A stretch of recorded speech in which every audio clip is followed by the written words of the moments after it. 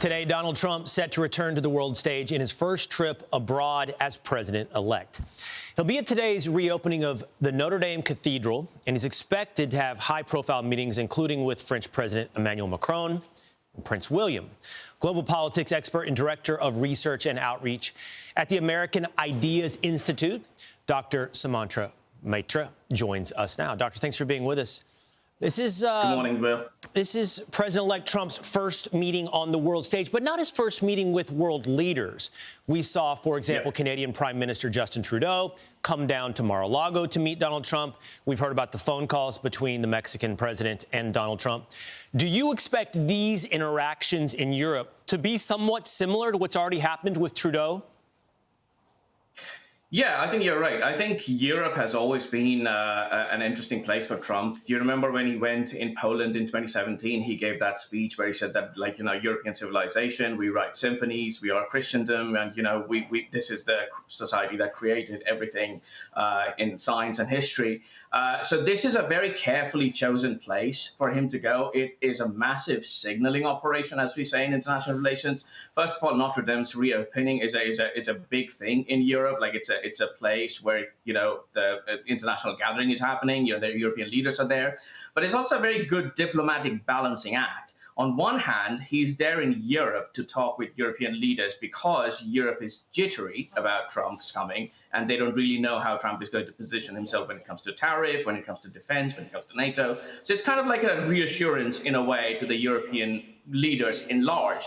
But also, this is a reassurance to the European right, who are, you see the elections in Romania, like the right one, and then the elections were annulled. So this is kind of like Trump's presence in Europe itself proves to the European right, like, look, I can come back. There is a place for you in democracy, in European democracy, right, and have faith. So I think this is a very good balancing act that he's chosen this place to go. What about the balancing act of serious negotiations, serious diplomacy versus honoring the reopening of Notre Dame?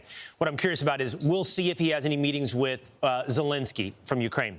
But there's also the questions of commitment to NATO and that type of interaction. He's got all these guys there, Macron, perhaps Zelensky. Do you think there are moments here that help establish the footing of the relationship going forward in Europe? I absolutely think so. I think the key is to see in the next few days what Trump does and what Trump says. For example, with Zelensky understands that there is the writing on the wall, that the war is technically unwinnable without the United States, and how to start a negotiated end is something that he wants to position himself to. Now, he wants to say that, if you keep giving us more weapons and money, we can win the war. But obviously, Ukraine's main problem is manpower, right? America is not providing soldiers to Ukraine to fight Russians. So that is something, he doesn't understand, or if he does, he doesn't want to say in front of Trump. But Trump does understand that.